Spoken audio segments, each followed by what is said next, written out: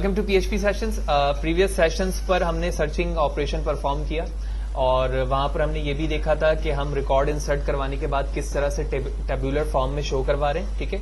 और साथ ही साथ हमने सर्च करा के भी देखा, ऑल्दो वो तमाम जो वीडियो सेशंस हैं वो मेरे यूट्यूब चैनल पे मौजूद हैं, आप यहाँ से भी देख सकते हैं उन्हें। और इसी तरह जो कोड सेशन है आप fahd.cs.blogspot.com पर आओगे और वहां पर आने के बाद पीएचपी ट्यूटोरियल, और इसके बॉटम पे जब आप जाएंगे इस पेज के तो आपको यहाँ पर मेरा फोल्डर डाउनलोड का ऑप्शन मिल जाएगा।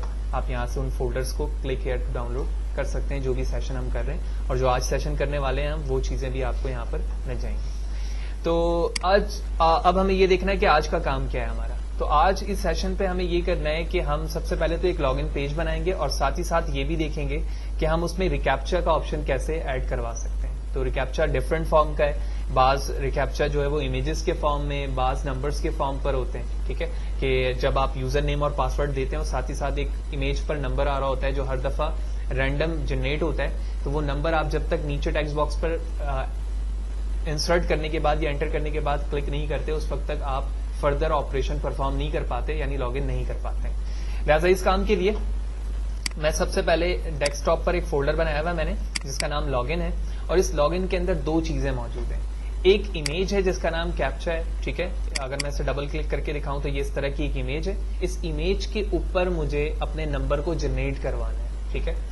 नंबर को जनरेट करवाने के लिए यहाँ पर मैंने एक फॉन्ट लिया हुआ है जिसका नाम कोड है, ठीक है। इस कोड के जरिए से आप नंबर जनरेट करवाएंगे, ठीक है ना। तो आप यहाँ देख रहे हो अल्फाबेट्स भी हो सकते हैं और साथ ही साथ नंबर्स भी हो सकते हैं। तो ये दोनों चीजें मेरे इस फोल्डर में मौजूद हैं। इसके अलावा इस वक्त मेरे फोल्डर में कुछ भी मौजूद नहीं है। लिहाजा ये फोल्डर मैंने यहाँ से कॉपी किया अपने मशीन के, ठीक है। ये मेरे मशीन का जैम्प है। जैम्प पे आने के बाद htdoc, और htdoc के अंदर मैं काम कर रहा हूँ हुसैन के अंदर, तो हुसैन के अंदर मैंने इसे पेस्ट कर दिया। पेस्ट करने के बाद ड्रीम वीवर पे आऊंगा और अपने फोल्डर को एक दफा रिफ्रेश कर लूंगा, ठीक है। रिफ्रेश करने के बाद हमें लॉगिन का ये पेज दिख रहा है जिसके अंदर दो चीजें हैं जो अभी मैंने दिखाई भी थी आपको, ठीक है। दोनों चीजें यहाँ मौजूद हैं। अब मुझे लॉगिन पर आकर कुछ पीएचपी के पेजेस क्रिएट करने, ठीक है। जो क्रिएट करने का मकसद सिर्फ ये है कि सारी चीजें सेपरेट रहें। आप चाहें तो एक पेज पे भी इसे बना सकते हैं। लिहाजा मैं एक पेज बनाता हूं जिसका नाम रखता हूं कैप्चा, ठीक है। और इसी तरह एक और पेज क्रिएट करते हैं जिसका नाम रखते हैं हम index.php, एंड सिमिलरली एक और पेज बनाते हैं जिसका नाम रखते हैं हम login.php। तो तीन पेजेस मैंने बनाए। सबसे पहले कैप्चर के पेज पे चलते हैं, इसे मैं ब्लैंक कर देता हूं। उसके बाद इंडेक्स का पेज है, इसे भी ब्लैंक कर देते हैं, और इसी तरह लॉगिन का पेज है, इसे भी हम ब्लैंक कर देते हैं। तो स्टार्टिंग हम करेंगे कैप्चर से, और कैप्चर पे हम काम करेंगे, अपनी लॉजिक बनाएंगे कि सबसे पहले जो हमारा कैप्चर के ऊपर यानी इमेज के ऊपर नंबर जनरेट होगा वो किस तरह से होगा। तो जब भी आप लॉगिन पेज की बात करते हैं तो वहां पर हम सेशन के लॉजिक को इस्तेमाल करते हैं, जो हम पढ़ चुके हैं कि सेशन हमेशा एक यूनिक यूजर के लिए क्रिएट होता है। तो जब भी कोई यूजर यहां पर आएगा तो उसके लिए एक सेपरेट सेशन बनेगा। लिहाजा इसके लिए मैं जूम करता हूं और सबसे पहले हम पीएचपी का टैग ओपन क्लोज करते हैं और यहां पर एक सेशन बनाते हैं। तो सेशन अंडरस्कोर स्टार्ट, ठीक है। तो ये सेशन हो गया हमारा स्टार्ट, और उसके बाद मैं एक वेरिएबल बनाता हूं रैंडम के नाम से, और यहां पर रैंडम की क्लास को यूज करते हुए मैं एक नंबर जनरेट करना चाहता हूं जो कि 1 से लेकर 9 तक का होगा। तो जब मैंने रैंडम 1,9 लिखा है तो इसका मतलब ये है कि एक दफा 1 से 9 तक एक नंबर लिखा हुआ आ जाएगा, लेकिन मैं ये चाहता हूं कि 4 नंबर एक साथ लिखे हुए हैं। लिहाजा इसके लिए मैं इस रैंडम को 4 टाइम यहां पर क्या कर दूंगा, कॉपी, इसी डॉट के साथ। 1 टाइम, 2 टाइम, 3, एक ऑलरेडी है तो ये 4 टाइम यहाँ पर रैंडम नंबर जनरेट होंगे और इस वेरिएबल के अंदर स्टोर हो जाएंगे। फॉर एग्जांपल 1 2 3 4 या 4 3 2 1, इस तरह से कोई भी नंबर जनरेट हो सकता है। ये करने के बाद अब सेशन मुझे क्रिएट करना है, यानी ग्लोबल वेरिएबल बनाना है। तो इसके लिए मैं यहाँ पर एक सेशन वेरिएबल बनाऊंगा और इसको नाम देता हूं मैं कैप्चा का, ठीक है। क्योंकि जो सेशन बन रहा है वो कैप्चा के लिए भी बन रहा है और साथ ही साथ यूजर नेम एंड पासवर्ड के लिए भी बन रहा है। तो मैं इस सेशन वेरिएबल का नाम रखता हूं कैप्चा, और इसके अंदर हम इनक्लोज करेंगे, यानी इसको इस वेरिएबल के बराबर कर देंगे जो रैंडम मैंने यहां पर लिया है। तो यहां पर हमारा नंबर भी जनरेट हो गया और नंबर जनरेट होने के बाद कैप्चा सेशन के लिए रिजर्व हो चुका है। नाउ अब हमें वो इमेज चूज करनी है जिसके जरिए, यानी जिस इमेज के ऊपर मैं चाह रहा हूं कि वो नंबर डिस्प्ले हो। ठीक है, लिहाजा इसके लिए हम एक वेरिएबल बनाते हैं कैप्चा के नाम से, और यहां पर हम एक फंक्शन यूज करेंगे इमेज क्रिएट फ्रॉम जेपीजी। ठीक है, और इसके अंदर हम उस इमेज को लेकर आएंगे जो इमेज यहां पर मौजूद है कैप्चा डॉट पीएनजी या जेपैक के नाम से जो मौजूद है। लिहाजा इसके लिए मैं जूम आउट करता हूं, इन्वर्टेड कॉमा ओपन करते हैं और मैं उस इमेज का डायरेक्टली यहां पर नाम लिख देता हूं। फॉर एग्जाम्पल उसका नाम क्या है, कैप्चा डॉट जेपीजी। ठीक है, इन्वर्टेड कॉमा क्लोज करते हैं और टर्मिनेट करते हैं। इसको मजीद क्लैरिफाई करने के लिए मैं इस इमेज को यहां पर डायरेक्टली ड्रॉप कर देता हूं, और ड्रॉप करने के बाद आप कोई भी अल्टरनेटिव नेम देते हैं इसको।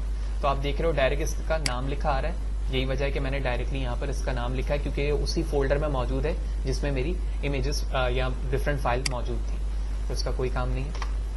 यहां तक करने के बाद अब हमें कलर्स बताने कि वो जो टेक्स्ट शो होगा उसका कलर क्या होगा। लिहाजा मैं एक वेरिएबल लेता हूं कलर के नाम से, और यहां पर इमेज कलर एलोकेट के नाम से फंक्शन कॉल करूंगा, ALLOCAT एलोकेट। और इसके अंदर हम सबसे पहले अपने वेरिएबल बताएंगे कि किसके लिए हम यूज कर रहे हैं, और यहां पर बाकी तीनों डायमेंशन जो होते हैं कलर्स के वो मैं 0 0 0 ले लूंगा, यानी वो ब्लैक फॉर्म में आ जाएगा। तमाम फॉर्मेट जो है कलर के वो मैंने क्या ले लिया है, ब्लैक ले लिया। उसके बाद हम यहां पर उस फॉर्मेट को यूज करेंगे टेक्स्ट के लिए जो हमने यहां पर कोड OTF के नाम से लिया है। ये मैंने जब फोल्डर ओपन किया था तो मैंने दिखाया था कि उसमें ऑलरेडी दो चीजें थी, एक हमारे पास इमेज था और एक फॉन्ट फैमिली थी जिसके जरिए से वो चीजें क्रिएट हो रही थी टेक्स्ट। तो लिहाजा उसके लिए मैं एक वेरिएबल लेता हूं फॉन्ट के नाम से, और फॉन्ट के अंदर हम रियल पाथ डिफाइन करेंगे और उसमें हम उसी कोड फैमिली का नाम लिख देंगे जो हमारे पास मौजूद है। तो code dot OTF bracket close. ठीक है, ठीक है, यहां पर स्पेलिंग मिस्टेक है तो मैं जूम करके दिखा देता हूं। C लिखा हुआ था, हमने उसको A किया। ठीक है, रियल पाथ में मैंने इमेज बता दी। अब इमेज का क्या इफेक्ट होगा वो मुझे बताना है। लिहाजा इमेज TTF टेक्स्ट, ठीक है ना, जो इमेज पर टेक्स्ट क्रिएट होने वाला है वो मैं बता रहा हूं किसके फॉर्म पे होगा। तो सबसे पहले रिकैप्चा की इमेज होगी, यानी जो वेरिएबल है हमारा वो मैंने लिया। उसके बाद मैं बताऊंगा कि डिस्टेंस हर दफा क्या होगा, यानी हर दफा जब पेज को आप रिफ्रेश करोगे तो यूनिक नंबर तो होगा, लेकिन साथ ही साथ मैं उसके डायमेंशन को भी चेंज कर रहा हूं। और डायमेंशन चेंजेस किसके ऊपर होंगी, उसी इमेज के ऊपर होंगी जो हमारे पास captcha.jpg के नाम से मौजूद है। तो डिस्टेंस को मैं मूव करने के लिए मैंने 20 0 और रैंडम की क्लास फंक्शन को यूज करते हुए मैंने कहा 30/180 का एंगल, यानी रैंडम नंबर जनरेट होगा और साथ ही साथ वो अपने डिस्टेंस को भी कवर करेगा। और इसी तरह दूसरा मैंने ले लिया 20,70 कलर्स का वेरिएबल लिया जो हम ऊपर डिफाइन कर चुके हैं। और इसी तरह फॉन्ट की फैमिली भी हमने की है, तो फॉन्ट ले लिया और एट लास्ट हम लेंगे यहां पर रैंडम। ठीक है, तो इमेज टेक्स्ट पे जो चीजें आ रही हैं वो इन तमाम वेरिएबल्स को यूज करते हुए आ रही हैं, यानी कैप्चा, उसका डिस्टेंस, उसमें कितने रैंडम जनरेट हो रहे हैं नंबर्स, उनका कलर क्या होगा, उनका फॉन्ट्स क्या होगा, वो तमाम मैं ऊपर डिफाइन कर चुका हूं। इस फंक्शन के पैरामीटर में मैंने उन तमाम को डिफाइन कर दिया। डिफाइन करने के बाद इमेज यूज करेंगे हम, इमेज PNG। ठीक है, और यहां पर हम कैप्चा वेरिएबल को यूज कर लेंगे। ठीक है, और उसके बाद इमेज को हम हर दफा डिस्ट्रॉय करेंगे, यानी जब जब रिफ्रेश होगी तो इमेज के ऊपर जो नंबर लिखा आ रहा है वो प्रीवियस वाला डिस्ट्रॉय होगा और नया फंक्शन, यानी जो इस फॉर्म में न्यू वैल्यू क्रिएट हो रही है वो वहां पर आकर एडजस्ट होगी। तो लिहाजा इसके लिए मैं इमेज डिस्ट्रॉय को कॉल करूंगा और इसके अंदर भी हम कैप्चा वेरिएबल को कॉल कर लेंगे।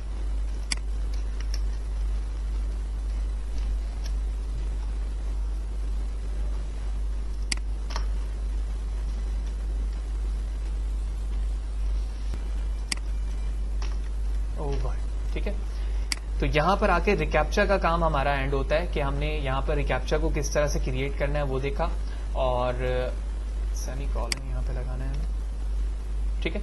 तो रिकैप्चा बन गया, किस इमेज के ऊपर वो रैंडम नंबर लेकर आएगा वो भी हो गया। अब मुझे दूसरे पेज पर ये लॉजिक बनानी है कि ये रैंडम नंबर तो एंटर हो जाएगा और साथ ही साथ सेशन भी बन गया है, लेकिन जो यूआई होगी हमारे इंडेक्स के पेज पर वो जंप करके जाएगी कहां? तो जहां पर जंप करके जाएगी वो हमारा कौन सा पेज होगा? लॉगिन का पेज होगा। लिहाजा मैं कंट्रोल एस करके अपने लॉगिन के पेज पे चलता हूं और यहां पर मैं लॉगिन की लॉजिक को क्रिएट करूंगा। लिहाजा इसके लिए हम दोबारा से PHP के पेज पर आते हैं, लॉगिन के पेज पर PHP का टैग ओपन क्लोज किया और सबसे पहले मैंने चेक किया कि हमारा वेरिएबल सेट है या नहीं है। तो इस सेट कौन सी चीजें सेट है? पोस्ट इवेंट पर, जिसको हम क्लिक करेंगे बटन को, तो फॉर एग्जांपल उसका नाम है लॉगिन, क्योंकि वो काम लॉजिक जो होगी हमारी वो index.php पे होगी, जो हम बाद में करेंगे,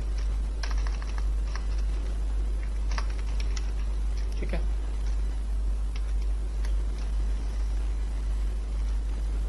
ये करने के बाद हम यहां पर अपने वेरिएबल्स को यूज करेंगे। तो 3 वेरिएबल्स हैं, एक यूजर नेम होगा, एक पासवर्ड होगा और एक कैप्चा होगा। तो इसको क्रिएट कर लेते हैं। ओके, तो 3 वेरिएबल्स मैंने यहां पर बनाए और ये वेरिएबल्स फॉर्मेशन हम शुरू से करते हुए आ रहे हैं कि जो हमारा इंडेक्स का पेज होता है उसके अंदर टेक्स्ट बॉक्सेस के कुछ नाम होते हैं। तो अभी जो हमारे पास टेक्स्ट बॉक्सेस हैं वो 3 है, यूजर नेम, पासवर्ड और कैप्चा के नाम से। तो 3 वेरिएबल्स में स्टोर कर लिए। उसके बाद हार्ड कोडेड मैंने चेक करवाया कि टेक्स्ट बॉक्स 1 के अंदर फहद हुसैन लिखाना चाहिए और पासवर्ड में app123। उसके बाद इसी इफ के अंदर नेस्टेड इफ में बता रहा हूं कि सेशन जो कैप्चा था हमारा वो उसी बिहाफ पर होना चाहिए जो कैप्चा के अंदर वैल्यू लिखी हुई आ रही है। जब तक वो वैल्यू मैं तीसरे टेक्स्ट बॉक्स में नहीं लिखूंगा उस वक्त तक ये सेशन भी हमारा ट्रू नहीं होगा। तो जब ये तीनों कंडीशन ट्रू होगी तो उसके बाद मैं यहां पर इको के जरिए से कोई चीज प्रिंट करवा रहा हूं, एज लाइक लॉगिन सक्सेसफुली, ठीक है।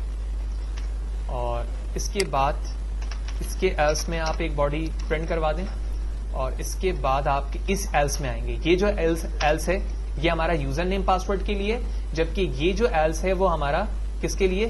कैप्चा के लिए। तो मैंने लॉगिन सक्सेसफुली बाय कैप्चा यहां पर लिख रहा हूं ताकि बात हमें क्लियर हो जाए कि चीजें हुई हैं सही से या नहीं। इसी तरह मैं इससे कॉपी करता हूं, यहां पेस्ट करता हूं लॉगिन